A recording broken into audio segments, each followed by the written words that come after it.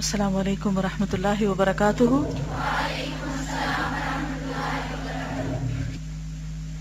نحمده ونصلی علی رسولہ الکریم، اما بعد فاعوذ باللہ من الشیطان الرجیم، بسم اللہ الرحمن الرحیم، رب اشرح لی صدری ویسر لی امری واحلل عقدۃ من لسانی یفقہوا قولی۔ فصل 44، گناہوں سے دین اور دنیا کی برکتوں میں کمی۔ معاصی اور گناہوں کی ایک سزا یہ بھی ہے کہ عمر، رزق، علم و عمل اور طاعت و عبادت کی برکتیں چھن جاتی ہیں۔ کتنی بڑی بات ہے! عمر، رزق، علم اور عمل، اطاعت اور عبادت کی برکتیں چھن جاتی ہیں، یعنی ان چیزوں میں انسان پیچھے رہ جاتا ہے، کمی ہو جاتی۔ غور کیجیے اپنے معمولات پر، ایک دن میں کیا اچیو کرتے ہیں۔ اور رزق میں صرف مال نہیں آتا بلکہ ساری خیر و بھلائی، علم، عمل، اطاعت، عبادت، دین و دنیا کی خیر و برکت گناہگار سے سلب کر لی جاتی ہے۔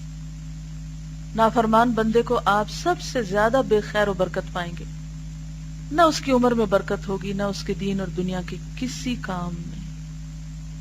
کوششیں ہیں، محنت ہے، بھاگ دوڑ ہے، نتیجہ کچھ نہیں۔ واقعہ تو یہ ہے کہ مخلوق کے گناہوں کی وجہ سے زمین کی برکتیں سلب کر لی جاتی ہیں۔ اللہ تعالیٰ کا ارشاد ہے سورۃ الاعراف 96، اور اگر ان بستیوں کے رہنے والے ایمان لاتے اور پرہیزگاری اختیار کرتے تو ہم آسمان اور زمین کی برکتوں کا دروازہ ان کے لیے کھول دیتے۔ یہ اللہ کا وعدہ ہے، آسمان سے بھی رزق برستا اور زمین بھی خزانے اگلتی۔ مزید ارشاد ہے سورۃ الجن آیت 16 اور 17، اور اگر یہ لوگ سیدھے رستے پر قائم رہتے، یعنی سیدھے رستے کو چھوڑ نہ دیتے، قرآن پڑھ کر قرآن کے تارک نہ ہوتے، تو ہم انہیں پانی کی ریل پیل سے سیراب کرتے، کیونکہ پانی زندگی کی بنیاد ہے نا، تاکہ برسات کی نعمت میں ہم ان کا امتحان کریں کہ نعمتیں پا کر پھر مزید وہ کیا کرتے ہیں، کیونکہ امتحان تو دونوں طرح ہوتا ہے۔ گناہوں کے ارتکاب سے بندہ رزق اور روزی سے محروم کر دیا جاتا ہے۔ پیچھے آپ پڑھ چکے ہیں مسند احمد کی حدیث شریف میں ہے، ان روح القدس نفث فی رعی انہ لن تموت نفس حتی تستکمل رزقها فاتقوا اللہ واجملوا فی الطلب فإنه لا ينال ما عند الله إلا بطاعته۔ یہاں تک یہ ابن ماجہ کی روایت ہے، اور اگلا حصہ جو ہے یہ مسند الشہاب کا اور ضعیف ہے۔ وإن الله جعل الروح والفرح في الرضاء واليقين وجعل الهم والحزن في الشك والسخط۔ روح القدس نے میرے قلب میں یہ بات القاء فرمائی، یعنی نبی صلی اللہ علیہ وسلم نے فرمایا کہ میرے دل میں یہ بات ڈالی کہ کوئی انسان اس وقت تک نہیں مرے گا جب تک کہ وہ اپنا رزق پورا نہ کر لے۔ پس تم اللہ تعالیٰ سے ڈرتے رہو اور اچھے طریقے سے اسے طلب کرو، نہیں حرام سے نہیں، حلال سے۔ جو ملنا آپ کو مل کر رہے گا، جلد بازی سے حرام کی طرف مت جاؤ، کیونکہ اللہ تعالیٰ سے جو کچھ مل سکتا ہے اس کی اطاعت ہی سے مل سکتا ہے، اور اللہ تعالیٰ نے رحمت اور فرحت اپنی رضامندی اور یقین ہی میں رکھی ہے، شک اور خفگی میں ہم و حزن کے سوا کچھ نہیں۔ تو یہ جو آخری حصہ اگرچہ ضعیف روایت ہے، لیکن ویسے اگر اس بات کو دیکھیں تو بات یہ کہ جو بندہ اللہ سے راضی رہتا ہے اللہ تعالیٰ اس کو راضی کر دیتا ہے، اور جو بندہ اللہ سے ناراض ہوتا ہے، جیسے کہ ایک اور حدیث میں آتا ہے نا، تو اللہ اس سے ناراض ہو جاتا ہے۔ یعنی غم اور دکھ کے موقع پر اگر انسان یہ کہے کہ میرے ساتھ ہی ایسا کیوں ہوا، تو یہ اللہ سے ناراض ہونا ہے۔ اللہ بہتر سمجھتا ہے، زیادہ اچھی طرح جانتا ہے کہ کس کو کیا ملنا چاہیے۔ اور وہ حدیث قدسی جو امام احمد نے کتاب الزہد میں بیان کی ہے، جس سے پہلے بھی آپ ملاحظہ فرما چکے ہیں، انا اللہ اذا رضیت بارکت ولیس ببرکتی منتہا واذا غضبت لعنت ولعنتی تدرک السابع من الولد۔ کتاب الزہد، امام احمد۔ میں اللہ ہوں، میں راضی ہو جاؤں تو برکت دیتا ہوں، اور میری برکت کی کوئی انتہا نہیں، اور جب میں خفا ہوتا ہوں تو لعنت بھیجتا ہوں، اور میری لعنت اس کی 7ویں اولاد تک پہنچتی۔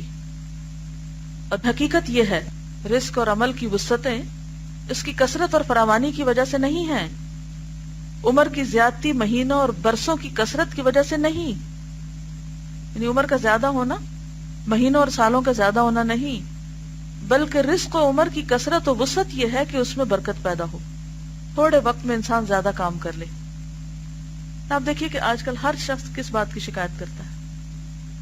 ٹائم نہیں، ٹائم کم ہے، مصروفیت زیادہ ہے، کام ختم ہی نہیں ہوتا۔ ہم سب کو اس بات کی دعا کرنی چاہیے کہ اللہ تعالیٰ ہمارے وقت میں برکت ڈالے، کاموں میں برکت ڈالے۔ بندے کی عمر اس کی مدت زندگی ہے۔ عمر کیا ہے؟ زندگی کی جو مدت، ٹائم پیریڈ۔ اور جو شخص اللہ تعالیٰ کو چھوڑ کر کسی دوسری جانب مشغول ہو جائے اس کی زندگی کہاں؟ اس زندگی سے تو چوپایوں کی زندگی اچھی ہے۔ انسان کی زندگی تو اسی وقت ہے جب اس کا قلب اور روح زندہ ہو۔ اصل زندگی دل کی زندگی ہے، اور قلب کی زندگی اس وقت ہے جب وہ اپنی خالق کی معرفت حاصل کرے۔ کیا کرے؟ اللہ کی معرفت، اس سے محبت کرے اور اس کی عبادت کرے اور اسی کی بارگاہ میں رجوع کرے، اسی کی چوکھٹ پہ سر جھکائے، اسی کے ذکر سے طمانینت اور سکون اور اس کے تقرب سے انس حاصل کرے۔ جس نے یہ زندگی کھو دی اس نے ہر قسم کی خیر و فلاح کھو دی، چاہے اسے کچھ دنیا بھی مل گئی ہو۔ یعنی دنیا کی زندگی میں اگر اس کے پاس کچھ نعمتیں ہیں بھی اللہ کی نافرمانی کے باوجود تو یہ زیادہ دن کے لیے نہیں ہے، اس لیے اس میں مت کوئی بھولے۔ لیکن اس زندگی کے عوض تو ساری دنیا میں مل جائے تو ہیچ ہے۔ ہیچ کا کیا معنی؟ حقیر۔ بندہ جس چیز کو بھی کھو بیٹھے اس کا عوض اور بدل ممکن ہے، لیکن اللہ تعالیٰ کو کھو بیٹھنے کا کوئی عوض اور بدل ہی نہیں۔ فقیر اور محتاج بالذات، غنی بالذات کا بدل، عاجز بالذات، قادر بالذات کا عوض اور مردہ زندہ کے برابر کیوں کر ہو سکتا ہے؟ فقیر اور محتاج بالذات یعنی جو اپنی ذات میں فقیر ہے، کون؟ انسان۔ غنی بالذات جو اپنی ذات میں غنی ہے، کون؟ اللہ۔ کا بدل یعنی اللہ کو کھو کر کسی انسان کو پا لیا تو کیا ملا؟ کیا حاصل ہوا؟ عاجز بالذات کون؟ انسان۔ قادر بالذات کون؟ اللہ۔ اور مردہ زندہ کے برابر کیوں کر ہو سکتا ہے؟ مخلوق خالق کا بدل کس طرح ہو سکتی ہے کہ انسان اللہ کو بھول جائے اور بندوں کے پیچھے دوڑتا رہے؟ وہ مخلوق جس کا وجود بالذات نہیں، جس کی کوئی چیز بالذات نہیں یعنی ذاتی نہیں۔ انسان کی کوئی بھی چیز ذاتی نہیں، کیا ہے؟ ادھاری ہے نا، مستعار ہے۔ کہاں سے لیے؟ اس ذات کے عوض اور بدلے میں کیوں کر لی جا سکتی ہے جس کا غنا بالذات، جس کی حیات، کمال وجود، رحمت سب کچھ بالذات اور لوازمات ذات میں سے ہیں۔ جو شخص ایک ذرے کا بھی مالک نہیں اس ذات کے بدلے میں کیوں کر لایا جا سکتا ہے جو آسمانوں اور زمینوں کی مالک اور مختار ہے۔ پھر بھی عورتیں کہتی ہیں کہ اللہ کا حکم کیسے مانے، شوہر ناراض ہوتے ہیں تو اللہ کی جگہ شوہر کو لے آئی نا۔ کبھی ماں باپ کا بہانہ، کبھی کسی اور بڑے کا بہانہ۔ کوئی بھی انسان جس سے ڈر کر کہ اگر میں نے اس کو ناراض کیا تو اس کا نفع مجھے نہیں ملے گا، اس سے ڈر کر اگر آپ اللہ کو ناراض کرتے ہیں تو بہت گھاٹے کا سودا ہے۔ کوئی بھی انسان جو آپ کو غلط بات کہتا ہے اور آپ اس کی غلط بات میں ہاں ملاتے ہیں اور اس کو راضی کرنے میں اللہ کو ناراض کر جاتے ہیں، کیا حاصل کیا؟ کیا کمایا؟ کیا پایا؟ کسی انسان کی خوشی میں، کسی انسان کی خاطر آپ اپنی آخرت برباد کر لیتے ہیں، کیا حاصل کیا؟ ایسا کب ہوتا ہے؟ کیسے ہوتا ہے؟ ہم انسانوں کو ناراض کیوں نہیں کر سکتے؟ مثلاً آپ دیکھیے کہ اذان ہو چکی مغرب کی، اتنے میں آپ کی دوست کو فون آ جاتا ہے اور وہ کیا چاہتی ہے آپ سے کہ آپ اس سے باتیں کریں، چاہے نماز لیٹ ہو جائے، اور آپ اس ڈر سے فون نہیں رکھتے اور نہ اسے بتانے کی جرات کرتے ہیں کہ میری نماز لیٹ ہو رہی ہے، کیونکہ آپ کو یہ ڈر ہے کہ اگر آج میں نے یہ کہا تو آئندہ وہ فون ہی نہیں کرے گی اور دوستی بگڑ جائے گی۔ کیا کھویا؟ کیا پایا؟ کس کو ناراض کر کے کس کو راضی کیا؟ بعض اوقات ہم حکمتوں اور وقتی طور کا عذر لیتے لیتے لیتے اپنی مرضی کر رہے ہوتے ہیں۔ ٹھیک ہے، تدریج، دوسرے کے ساتھ ڈسکس کرنا اور بڑے فتنے کی بجائے چھوٹے فتنے میں رہنا وہ الگ ہے، لیکن بعض اوقات حقیقت میں ایسا نہیں ہوتا. اصل بات یہ کہ ہم اسٹرگل ہی نہیں کرتے، کیونکہ ہم خود بھی اسی پہ راضی ہوتے ہیں جو کوئی اور ہمیں کہہ رہا ہوتا ہے، اور ہم اس پہ ڈالنا چاہتے ہیں.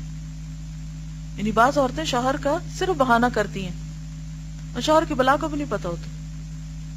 یہ بعض تو واقعی سیویئر کیسز ہیں، اس میں تو انسان کو بعض اوقات کافی مشکل ہوتی ہے، لیکن بعض اوقات ہم صرف مرضی اپنی کرنا چاہتے ہیں اور نام اس کا لگاتے تاکہ کل اللہ کے یہاں وہ پکڑا جائے گا، میری تو چھوٹ ہو جائے گی، میں یہاں بھی چھوٹی وہاں بھی چھوٹی. کیا نفع کا سودا ہے؟ تو کیا اللہ کو نہیں پتا کہ اصل مشکل کہاں ہے، کس کو دھوکہ دے رہے ہیں؟ کئی دفعہ لوگ غلط کام کرنا چاہتے ہیں اور جا کے کسی سے فتویٰ لے لیتے ہیں اور اس غریب کو یہ بھی نہیں بتاتے کہ اصل بات کیا ہے.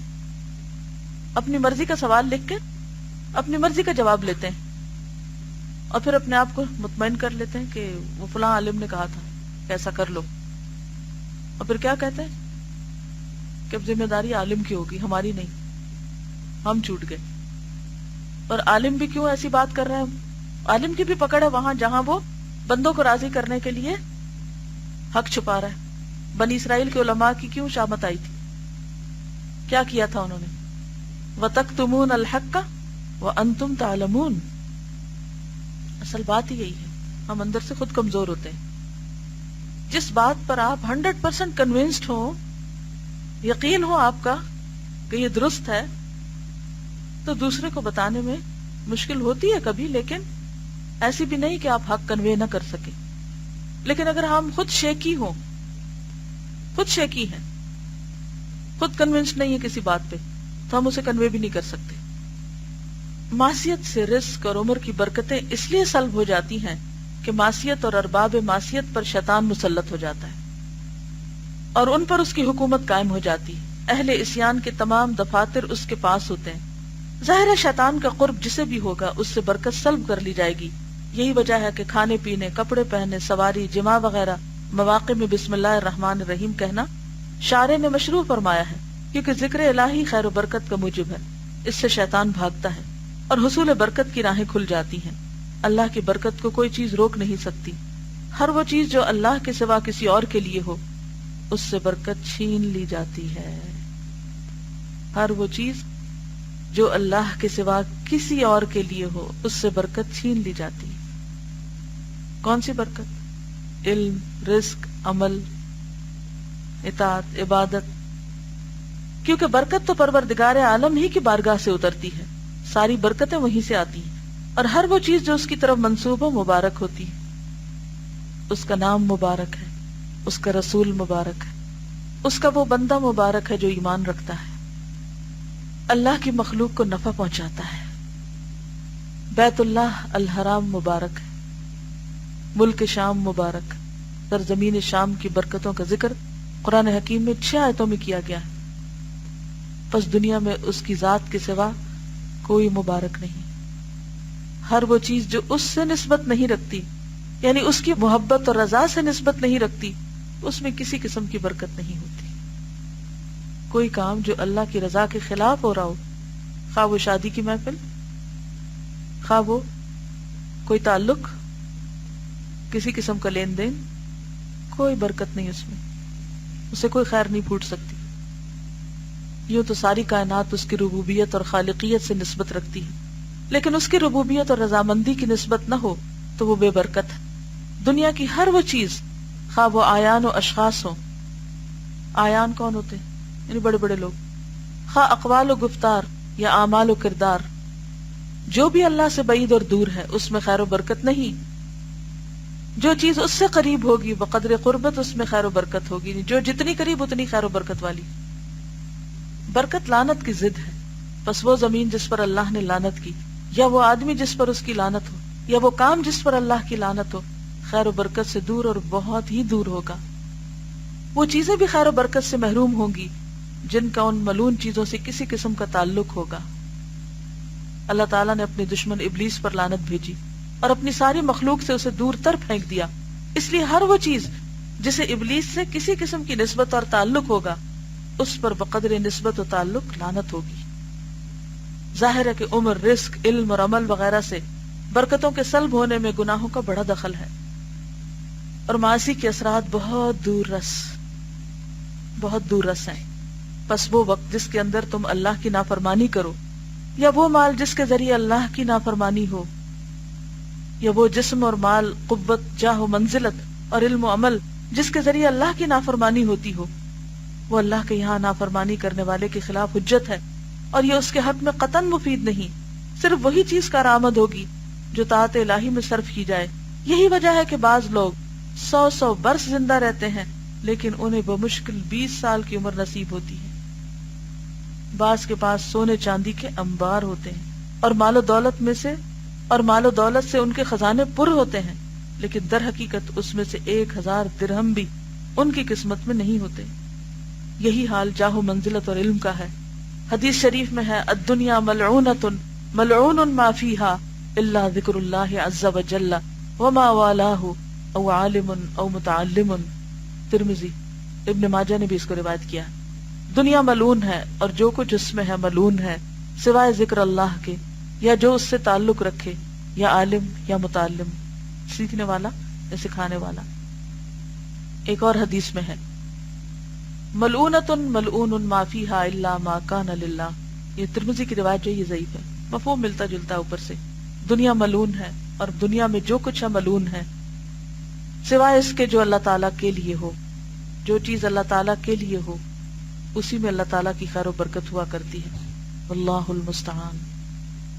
کیا کرنے کی ضرورت؟ اللہ سے مدد مانگی جائے. گناہوں سے بچنے کی کوشش کریں.